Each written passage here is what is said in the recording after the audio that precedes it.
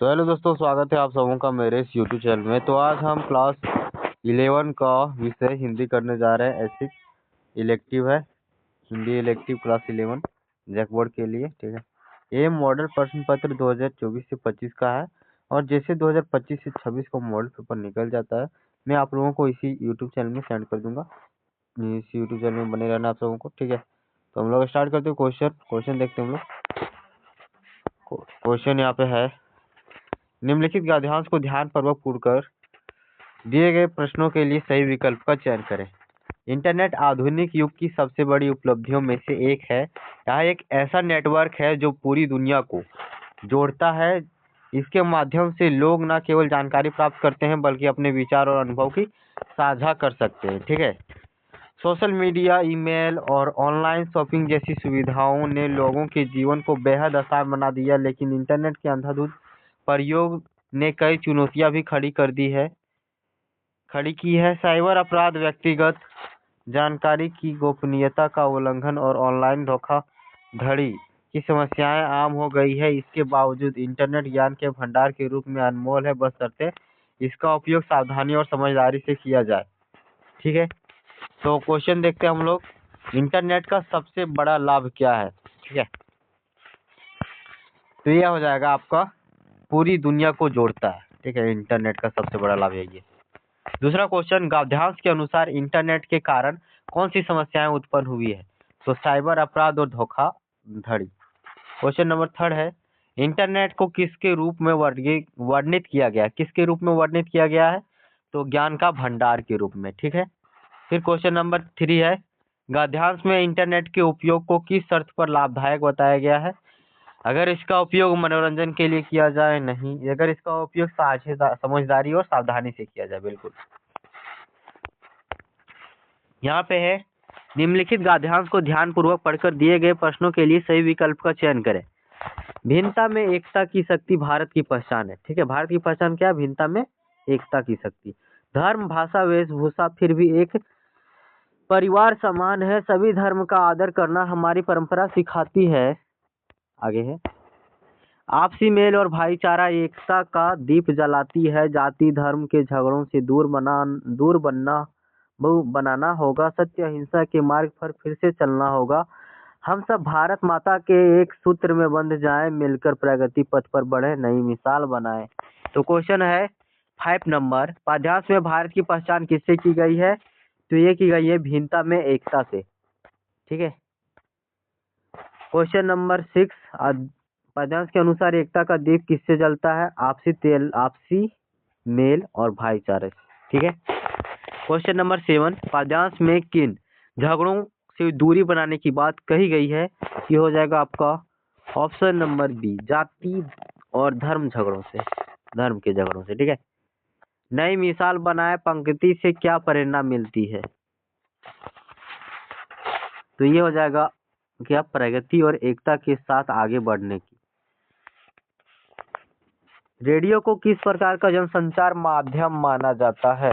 तो रेडियो को माना जाता है श्रव्य माध्यम, मतलब रेडियो को सुन सकते हो आप लोग, डिजिटल नहीं देख सकते, उसे हम दृश्य भी नहीं देख सकेंगे, और ना ही ये लिखित रूप में आता है, ठीक है। तो रेडियो हो जाएगा आपका श्रव्य। क्वेश्चन नंबर 10 है, निम्नलिखित में कौन सा प्रिंट मीडिया का उदाहरण है? प्रिंट मीडिया का उदाहरण है ना, प्रिंट। तो ये समाचार पत्र, फिल्म, रेडियो, टेलीविजन। तो हम लोग देखते हैं कि समाचार पत्र जो प्रिंट मीडिया का उदाहरण है। क्वेश्चन नंबर 11 है, जनसंचार में फीडबैक का क्या महत्व है? तो संदेश के प्रभाव का आकलन करता है, संदेश को समझने में मदद करता है, दर्शकों की राय प्राप्त करता है, उपरोक्त सभी, ठीक है। तो जनसंचार में फीडबैक जो है ये सभी करते हैं, उपरोक्त सभी।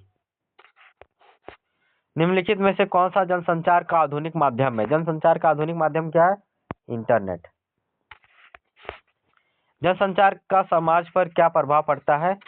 तो लोगों को सूचना प्रदान करता है, सामाजिक मुद्दों के प्रति जागरूक करता है, लोगों की राय और विचारधारा को प्रभावित करता है।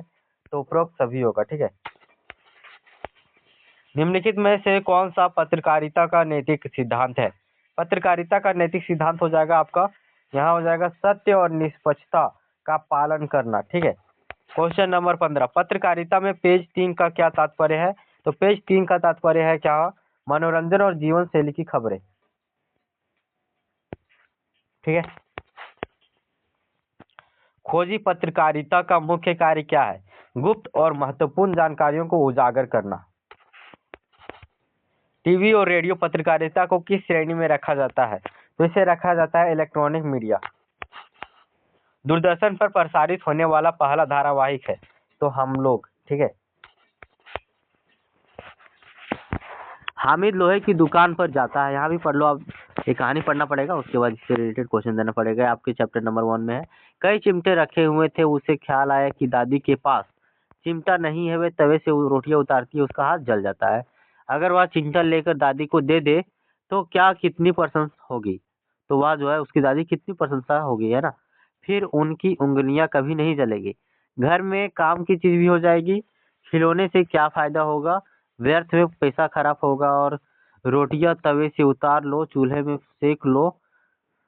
कोई आग मांगने आए तो झटपट चूल्हे से निकाल कर उसे दे दो। अम्मा बेचारी को कहाँ फुर्सत की बाजार आए, और इतने पैसे ही कहाँ मिलते हैं जो रोज हाथ जला लेती है ना। तो इसके लिए उसने क्या किया? चिमटा खरीद लिया। तो देखते हैं हम लोग क्वेश्चन। हामिद ने चिमटा क्यों खरीदने का सोचा? क्योंकि उसकी दादी का हाथ जल रहा था। ठीक है। Option number B. हामिद के अनुसार खिलौने खरीदने में क्या समस्या थी? तो खिलौने जो थे, तो खिलौने से कोई काम नहीं बनता था। बिल्कुल। गद्यांश के अनुसार चिमटा का कौन सा उपयोग हामिद ने बताया? तो चिमटा जो है रोटियां तवे से उतारने में मदद करता है, चूल्हे को साफ करता है, आग मांगने को आग दे देता है, उपरोक्त सभी। प्रस्तुत गद्यांश के रचयिता प्रेमचंद द्वारा लिखा गया है। दोपहर का भोजन कहानी मूलतः किस वर्ग का प्रतिनिधित्व करता है? निम्न मध्य वर्गीय। ठीक है। टॉर्च बेचने वाले के माध्यम से परसाई जी ने किस आधार पर व्यंग किया है? सामाजिक कुरीति, आस्थाओं के बाजारीकरण। आस्थाओं के बाजारीकरण। ये ठीक नहीं रहेगा, ग्रीन लेते हैं, ग्रीन ठीक रहेगा ना। चमेली के बेटे का नाम क्या था? तो था बसंता। ठीक है। काला शुक्रवार पुस्तक की रचना किसने की? काला शुक्रवार पुस्तक की रचना सुधा अरोड़ा जी ने की थी। ठीक है। खनाबदोश कहानी के लेखक कौन है? ओम प्रकाश वाल्मीकि। भारत का माता है ना, भारत माता का मस्तिष्क किसे कहा जाता है? मस्तक किसे कहा जाता है? हिमालय को। आप लोग इसे याद रखो, चाहे नहीं, इसे रिलेट कर सकते हो। भारत माता का मस्तिष्क उसे कहा जाता है जो सबसे ऊंचा है उत्तर में। कौन है? हिमालय। मकबूल ने ऑयल कलर की ट्यूब खरीदने के लिए अपनी कौन सी किताबें बेच दी थी? इतिहास और भूगोल। आवारा मसीहा के लेखक कौन है? विष्णु प्रभाकर।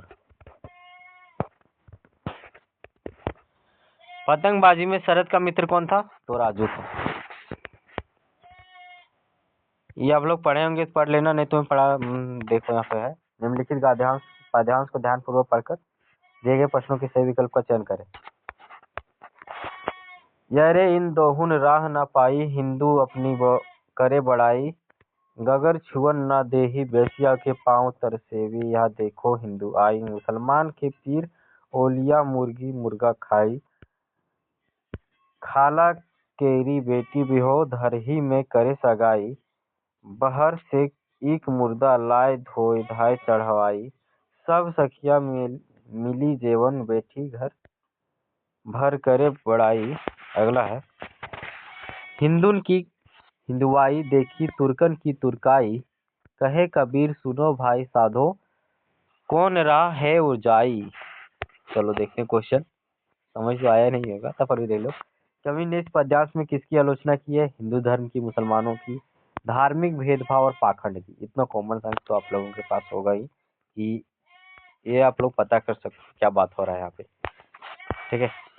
33 है, हिंदू अपनी बड़ाई करते हैं परंतु किसके पैरों तले सोते हैं? वैश्या। हिंदुन की हिंदुआई देखी, तुर्कन की तुर्काई, पंक्ति में कौन सा अलंकार है? अनुप्रास। कवि कबीर का इस पद्यांश में क्या संदेश है? क्या संदेश है? समाज में सच्चाई का पालन किया जाना चाहिए। सूरदास के गुरु का नाम क्या था? वल्लभाचार्य।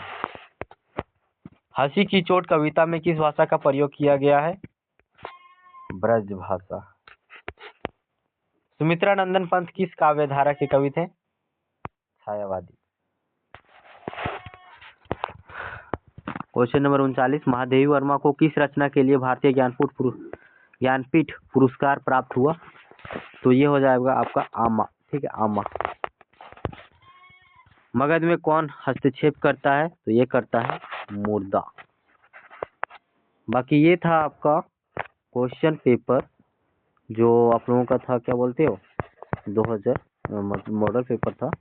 और आप लोगों को सभी सब्जेक्ट का मॉडल पेपर चाहिए तो मेरे इस चैनल को सब्सक्राइब कर लेना है, ताकि जो आगे आने वाला है और जो मैंने वीडियो भेज दिया है, अब बाकी बात मैंने 11th का बहुत सारा वीडियो बनाकर भेजा है, उन सभी मॉडल पेपर को जाइए और क्लिक कीजिए, देखिए और लाइक कमेंट शेयर पूरा कीजिए। ठीक है, अपने दोस्तों के साथ भी शेयर कीजिए ताकि वो भी देख पाएँ। बाकी thanks for watching this video पसंद आए तो लाइक जरूर कीजिएगा, उसके साथ साथ शेयर एंड सब्सक्राइब। ठीक है।